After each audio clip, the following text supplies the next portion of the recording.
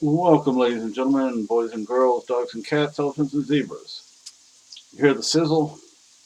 Making patty melts. So I thought I would make a video on why prep. Why be a prepper? Why am I a prepper? Wouldn't you like it to be a prepper too? um, I think there are a lot of misconceptions out there about prepping. Um, some people think, well, you load up on guns and ammunition. And having one or two guns, of course, is a good thing. One long gun, one short, that is to say, a handgun and a rifle, or a handgun and a shotgun.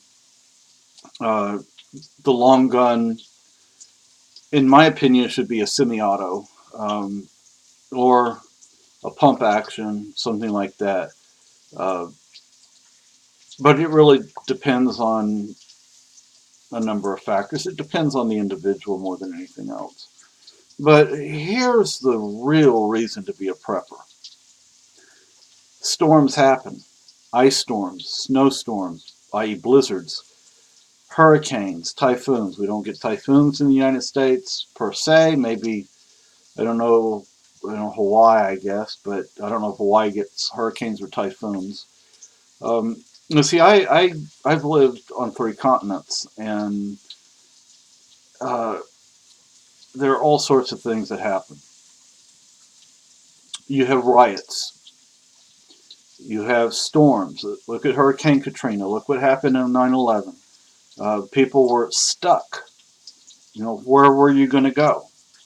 Um, I don't think people expected what happened in New Orleans with Katrina. People ran out of food. People ran out of water. People ran out of medical supplies. So having these things is necessary. A good fishing kit. These people in New Orleans when Katrina hit, hey, a fishing kit would have done a lot of people a lot of good. Maybe if they could have caught something. Just because you go fishing every day doesn't mean you're going to catch something. But you're better off at least trying. It gives your mind something to do. It gives you something to do physically. So all you have to do with fishing, with all honesty, is take a hook, put some bait on it, throw it in the water. I used to catch catfish like that from dusk till dawn. I think there's actually a song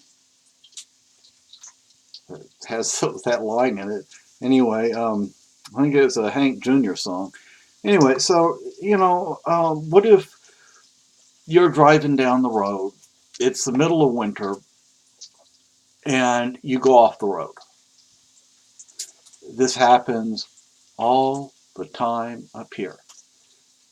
Alaska, Canada, the northern United States.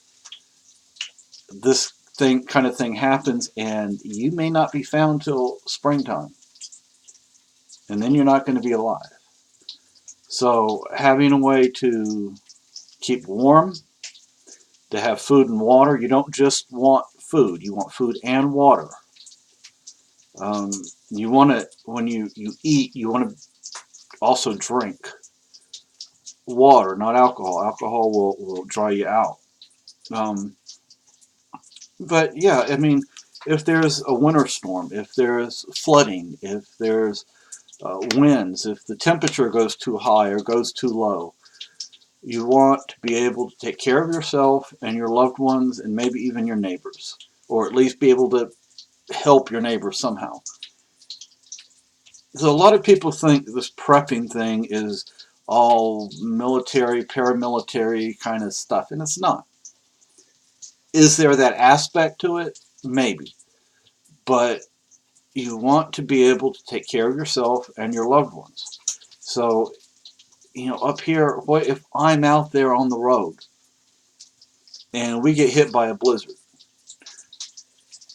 I may not be able to pull safely off the road. Right? Because, when them plows come out, if there's a blizzard and my car is covered and the car is white to begin with, um, that plow might just plow right into me and may not even realize that it did it. The driver may not realize that he or she ran into me, may push me even further off the road. So, if you're going to spend any length of time away from home, especially in the winter, you always want at least two people to know your general whereabouts and when you're supposed to return, and things like that. So prepping is something for everyone.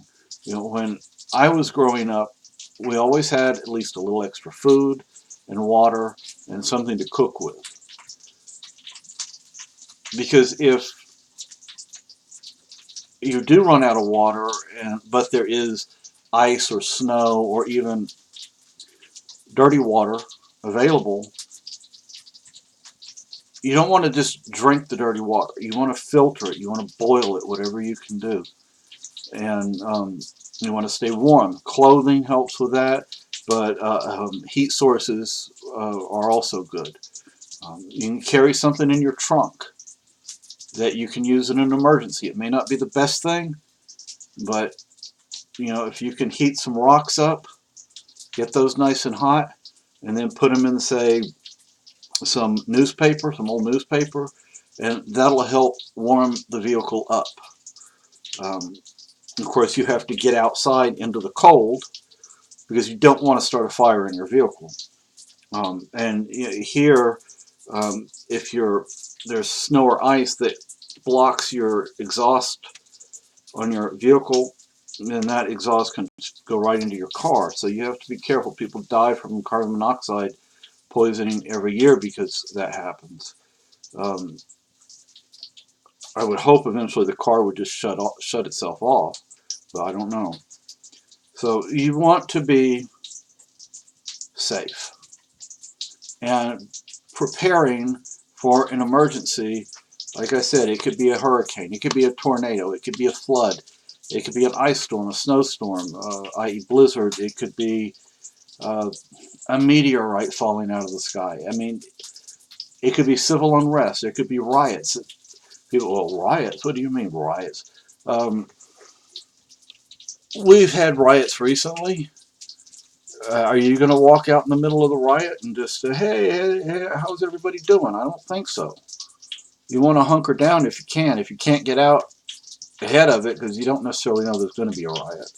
They have a tendency of happening pretty fast. When